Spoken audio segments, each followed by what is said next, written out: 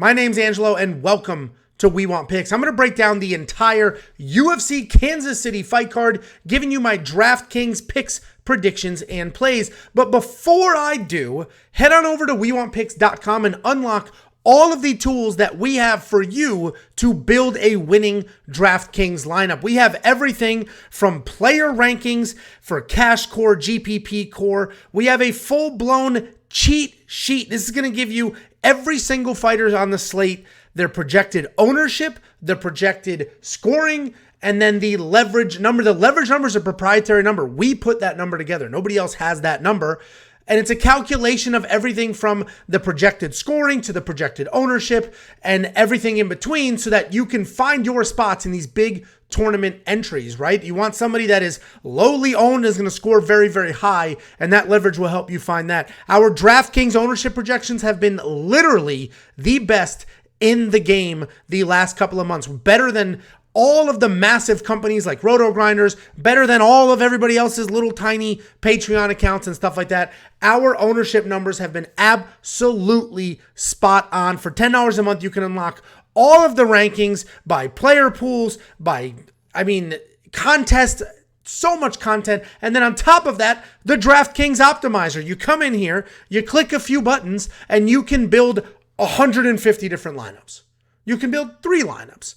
You have everything you need right here to build your lineups, enter those tournaments, make some money in your 50-50s, take some of that money, throw it in the big tournaments, and chase those payouts. WeWantPicks.com, just click Become a Member at the top. It's only $10.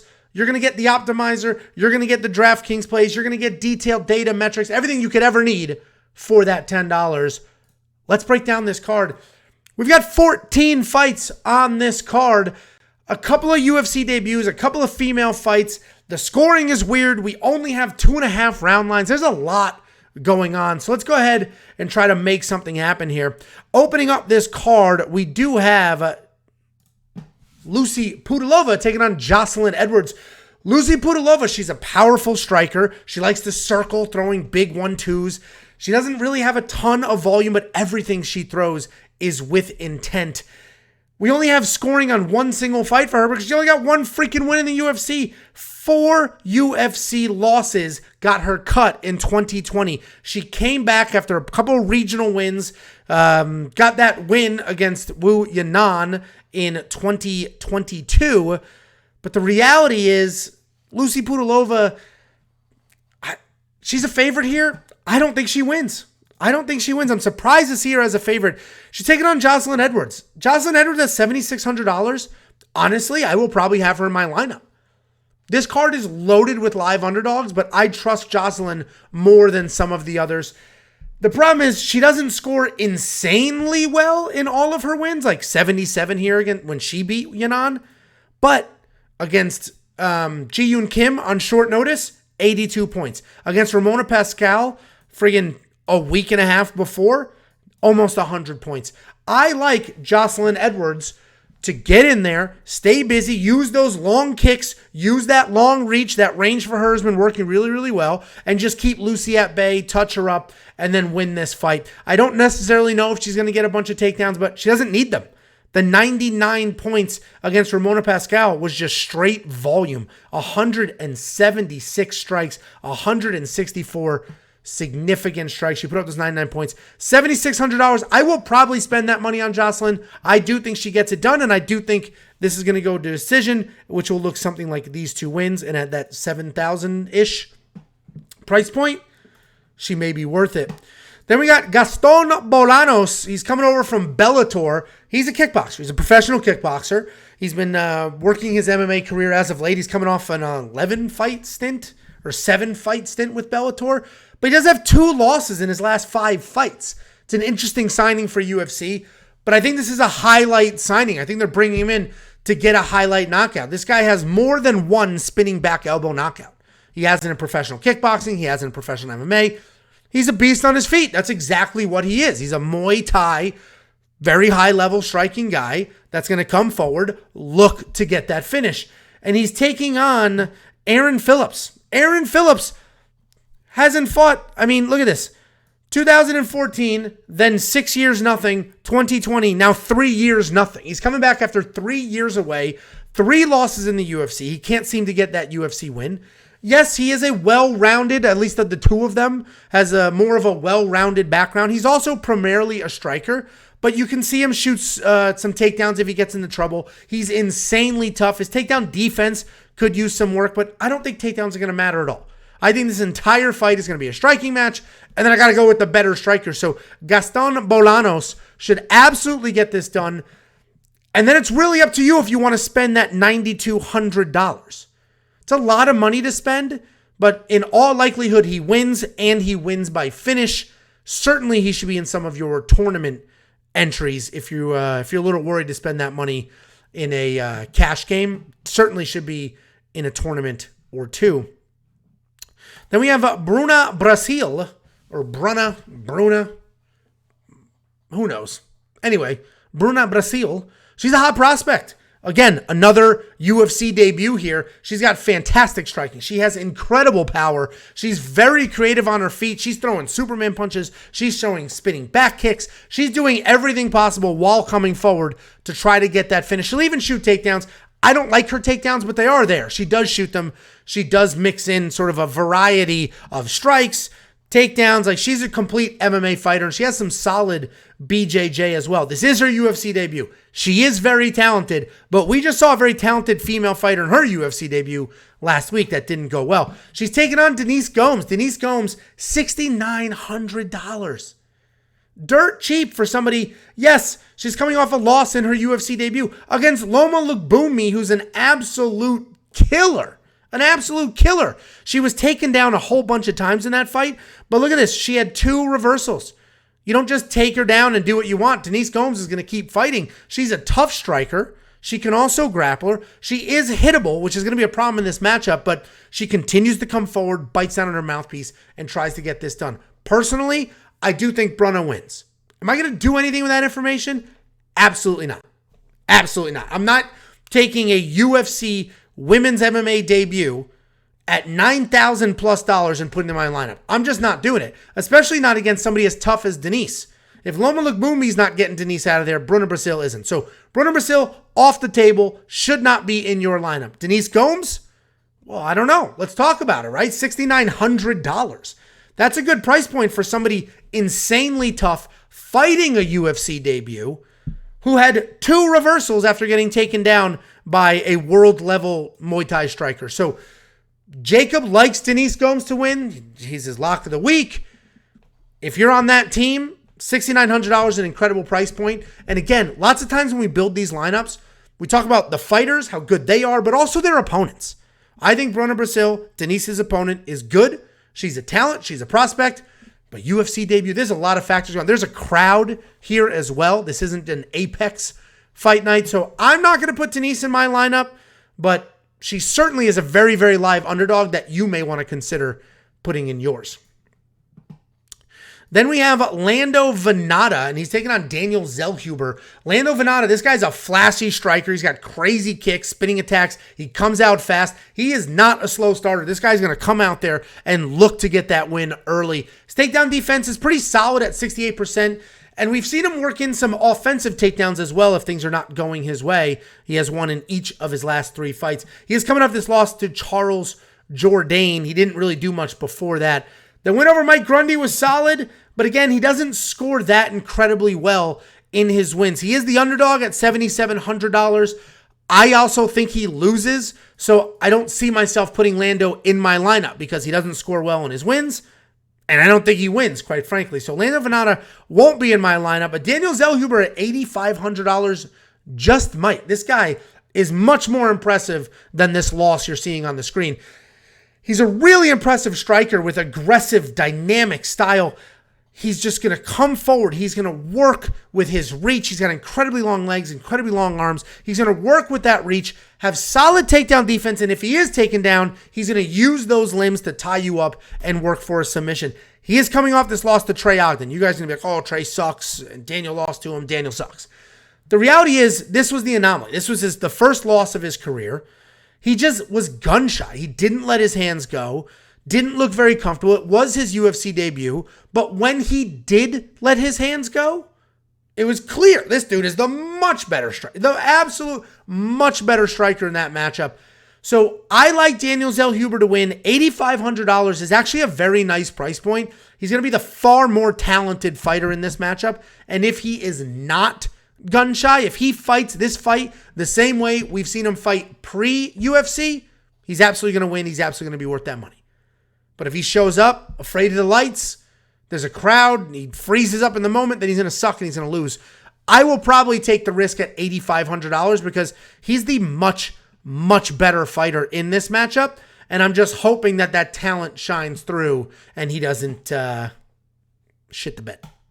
Then we got Piera Rodriguez taking on Gillian Robertson. This is an interesting one. Piera Rodriguez, 8,000. Gillian Robertson right there as well, 8,200. This is a dead even fight for the most part. Piera Rodriguez, nasty striker. Very real finishing ability. She plots forward, lets her hands fly, and it looks like a brawl, but she's very calculated what she's doing. It's not wild, but it is aggressive, and she likes to fight inside of that pocket. She wings punches. She puts her hips into them. Pretty good takedown defense at 77%. She is defensively sound on the ground as well, and she has 11 takedowns in 3 fights. You can see 8 here with her official UFC fights. She took down Sam Hughes 5 times. She won the first 2 rounds, then gave up the third because she slowed down, and we know what a beast Sam Hughes is. She's taken down Gillian Robertson. This may make her question if she wants to work those takedowns because, yes, Piera Rodriguez has 8 takedowns in her last 2 fights, 11 takedowns in her last 3, but she's taken on Gillian Robertson. Gillian Robertson is a very good grappler. That's what she does. She's got nasty jiu-jitsu. She's going to look to tie you up, look to get a submission, look to get it done. You don't see it on here because it wasn't a UFC fight, but she just took down, submitted, and absolutely smoked Rose Namajunas in a few minutes. It was embarrassing for Rose. Gillian Robertson is the real deal on the ground. But if this fight stays standing, Gillian has nothing to offer. Nothing. Piera Rodriguez is going to blow through her if this fight stays on the feet. So then the question becomes, will this get to the ground? And if it does, what happens? I think Piera Rodriguez is going to win this fight. My concern is she's going to shoot a bunch of takedowns because she has 11 in her last 3 fights, but she doesn't need to. Gillian Robertson's takedowns suck. Her offensive takedowns are not very good. So with that being said, I think Piera Rodriguez wins this fight. I think she keeps it standing because there's no reason to go to the ground. If she does take it to the ground, her submission defense should be good enough, but you just don't know, right? You just don't know. I think Piera Rodriguez wins this fight. I'm going to spend the $8,000 on her, and it may look like this Miranda Maverick fight. Miranda Maverick beat up Gillian, avoided the submissions, and got it done. So I like Piera Rodriguez here. These mid-price fights, I forget who told us, but we heard a stat a while ago that the $8,000, $8,200 fight ends up in optimal more than any other fight on the card. So if you're looking to build an optimal lineup, you probably need one of these 2 women. Gillian Robertson can certainly win by submission. Piera Rodriguez could certainly win by finish as well, or score 1,000,000 points like she did in her last couple of fights, working strikes and grappling. Going to be an interesting fight for sure, but Piera is my side. Whatever side you're on, you should probably have that person in your lineup. We have Ed Herman taking on Zak Cummings. Listen, Ed Herman is $6,600. I get it. He's old. He's old. Ed Herman is old. He's 40-something years old. He's on the wrong side of 40, as people like to say. But he's still Ed Herman. He's still insanely tough. He's gritty. The dude won 3 in a row in his late 30s. And yeah, he's coming off a loss to Alonzo Menafield. But it's Alonzo Menafield. The dude hits like an absolute freight train. And Ed Herman is stupid tough. Ed Herman's not going to win this fight. I don't think Ed Herman wins this fight. But the $6,600 is disrespectful as hell to a guy that you're not going to be able to get out of there. And a guy that still has some tricks up his sleeve. He's a crafty veteran who can work the takedowns and kind of beat you up from there. He is slow. He's not very athletic. But guess what? Neither is his opponent. Zak Cummings is absolutely the fade of the week. Anybody spending $9,600 in DraftKings on Zak Cummings hates money. Hates money. Alonzo Menafield, giant, jacked, fast, athletic guy, couldn't get Ed Herman out of there. But Zak Cummings who's 38 years old, hasn't fought in 2.5 years, almost 3 years, is somehow going to just smoke Ed Herman and get him out of there. Alonzo Menafield takes Zak Cummings' head off of his body. Zak Cummings is not beating Ed Herman in any measurable way where he'll be worth the $9,600. Sure, Zak Cummings will probably win this fight. Neither one of these guys are especially athletic. Neither one of them are especially powerful. But Zak Cummings should win this fight.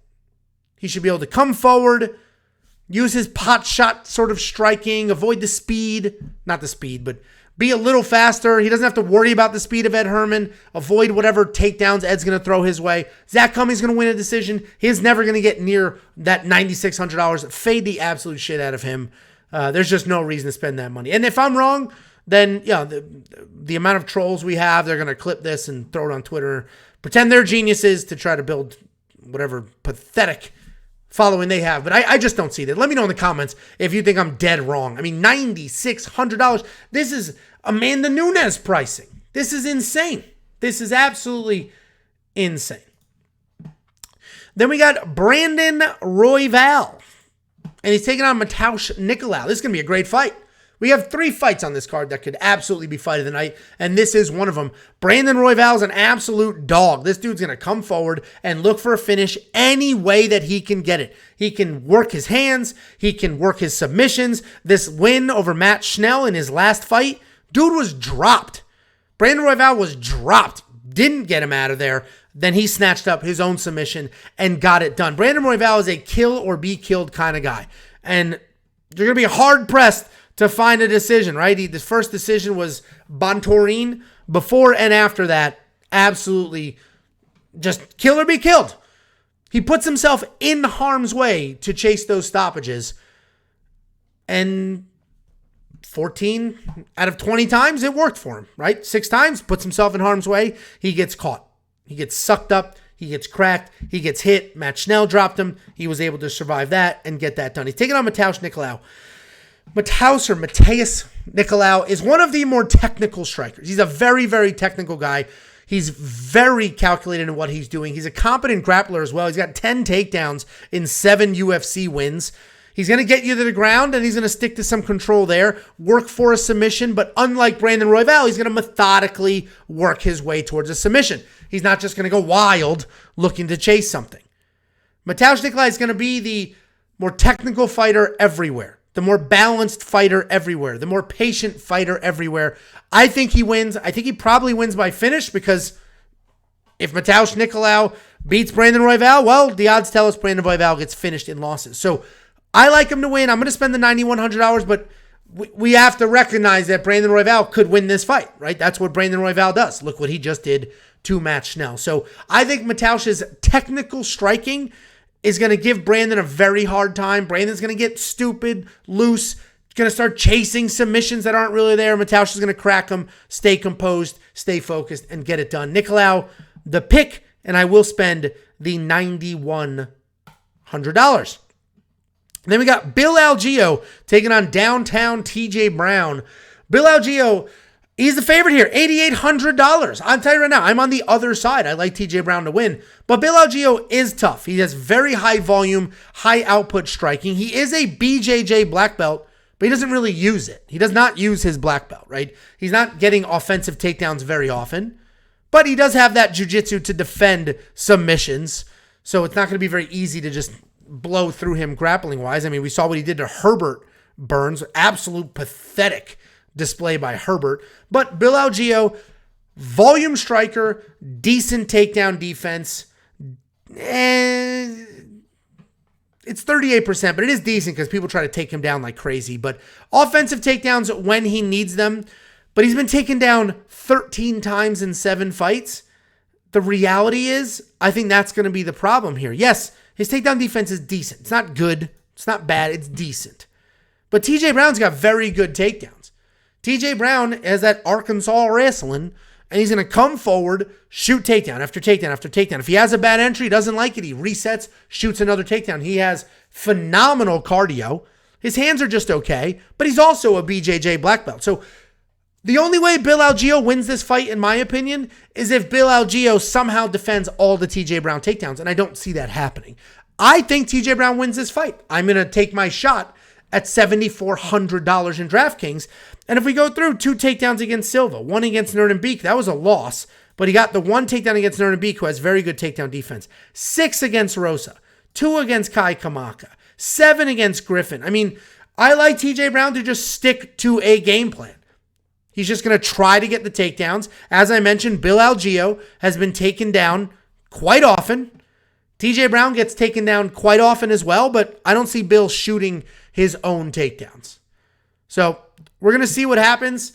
I like TJ Brown to get this done. His takedown offense is relentless. Bill Algeo's takedown defense is mid.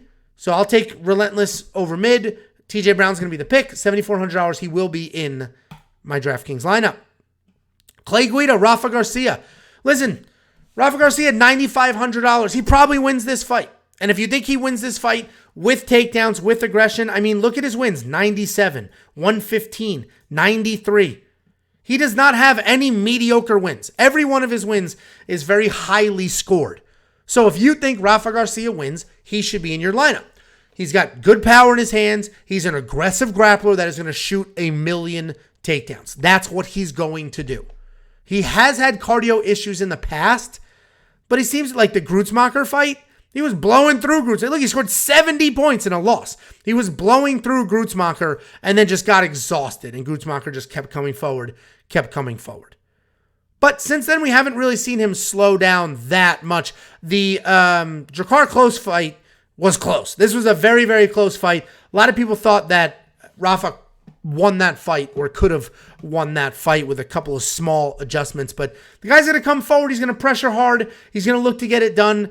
I do think he beats Clay Guida. Clay Guida, as we know, is the Energizer Bunny. The dude bounces around like crazy, constantly coming forward, throwing 1,000,000 strikes, shooting 1,000,000 takedowns. If he can get the takedowns, he's going to stick with him. If he can't, he's going to strike with you. He did not attempt any takedowns against Mark Madsen, but Mark Madsen's an Olympian, so that makes sense. Then he came back. He actually beat Santos there with a nice submission.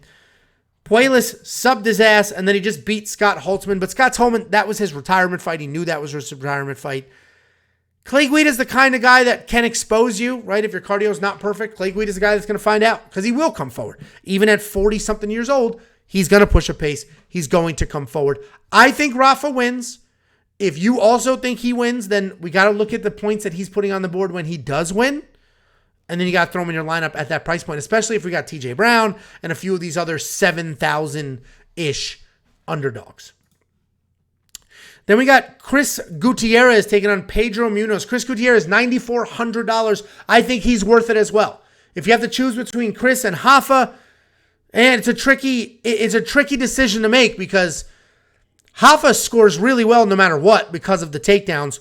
Chris has the higher upside for a finish. So, you can make that decision. There is a little bit of a price difference there. But I think Chris Gutierrez is going to win this fight. He's a very, very good striker who's going to light up your legs, come to your head, and look for that finish. He's coming off 2 knockout wins in a row. Danaa Bagarai, who's very, very good. And then Frankie Edgar, who was just sort of old and used up at that point. So this isn't like the greatest win. But this win is very solid. And even these wins are good wins because they're just calculated, well-done, striking wins. Hani Barcelos was his first UFC fight, and that was a loss. That is a very respectable loss. So Chris Gutierrez, very good striker, technical striker that has real power and is going to light up your legs. And he's fighting Pedro Munhoz. Pedro Munhoz is also a good striker, a high-volume guy. I mean, look at some of these numbers. 79, 75, 75, 94, 166, 108. He's a volume striker. He is going to light your legs up as well, and he'll come up to the top. He does not have a lot of power. There's almost no power on the Pedro Munhoz side, but he is technical.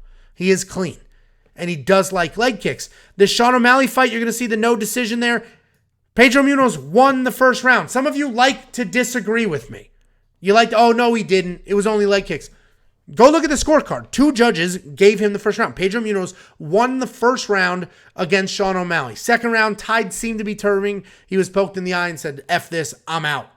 Took the easy road out. I think Pedro Munhoz loses. I think Chris Gutierrez wins. I think he's going to light up Pedro's leg. I think Chris is going to go to Pedro's head and look to get it done. But Pedro is a durable guy. He's not the kind of guy you just beat up and get him out of there. Watching him, I don't want to say quit, but watching him take the quote-unquote easy way out against Sean O'Malley was interesting to see.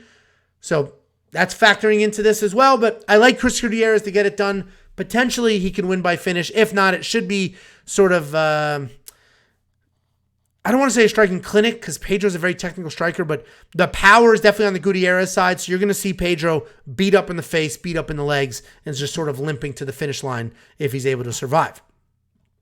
Then we got Tanner Boser taking on Jan Cutelaba. This fight has had the most interesting line movement on the card. Tanner Boser opened as a good size favorite, and the line is completely flipped. Tanner Boser is now the underdog.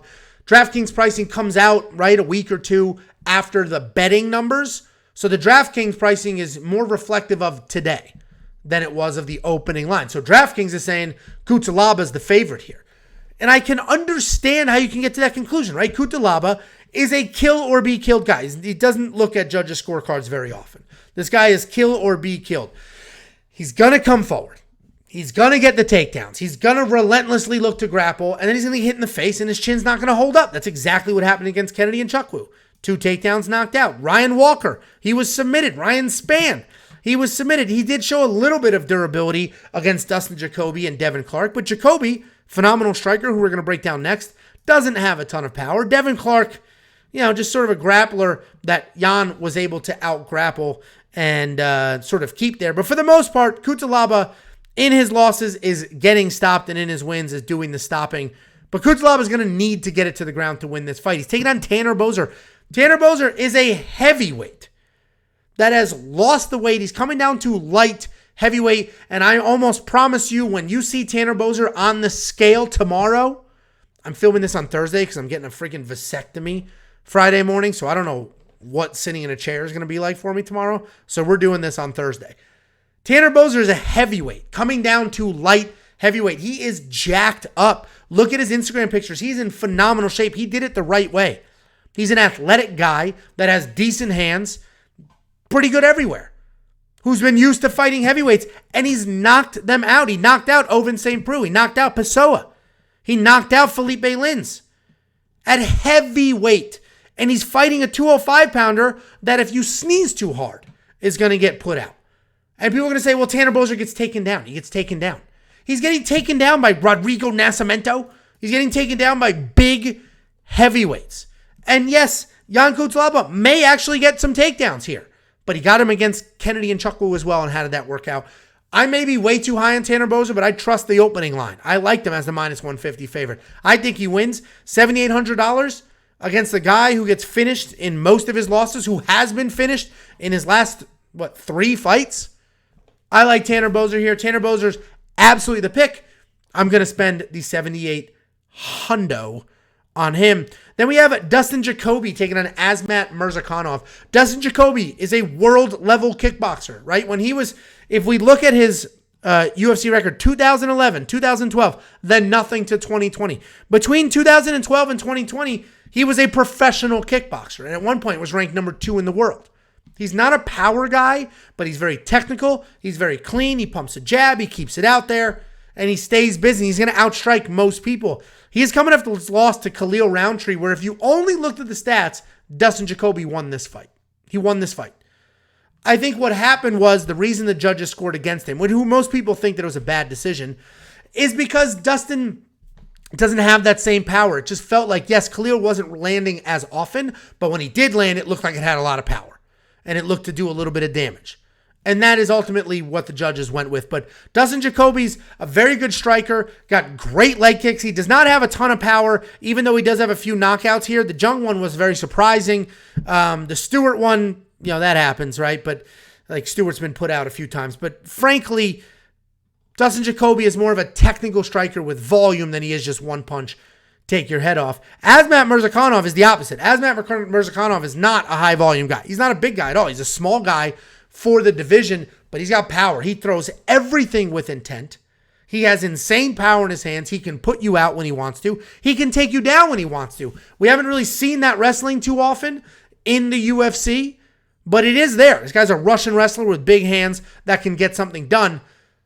It's an interesting fight to pick because Dustin Jacoby should win a striking match. He should touch him up, dance around, get it done. The problem is he's very expensive and he has to fight a perfect fight. Tafon Chukwi was beating Mirzakhanov for two clean rounds, beat his ass. Then part of the third, clear win. Would have gotten to the judges, would have gotten the nod, no problem. No judge would have scored that fight for Mirzakhanov. But Tafon decided to stay aggressive. His corner told him to come forward. He came forward, and Mirzakhanov just landed the big knee and got the knockout. But the reality is Mirzakhanov was a step behind that entire fight. The entire fight, he was a step behind. I think there's more of the same here, but I fully recognize how dangerous this guy is, how tough this guy is. I'm not touching either side. I'm not going to have Mirzakhanov in my lineup because in all likelihood he loses.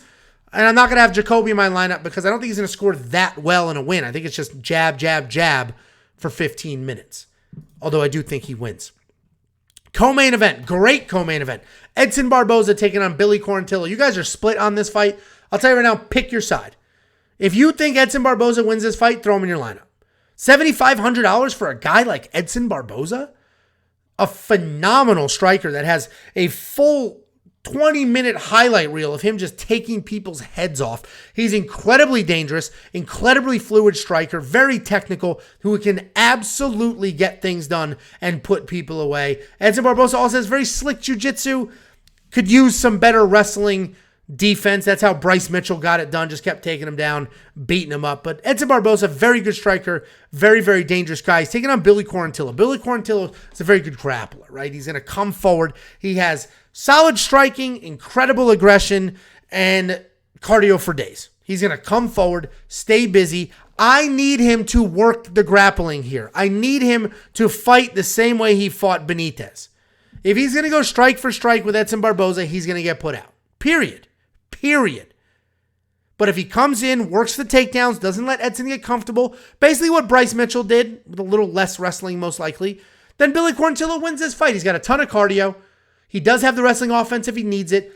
The striking volume is there, but strike for strike is not nearly as technical. His problem is his takedown accuracy is only 21%, but I still think he can take down Edson Barboza. I like Billy Quarantillo to win.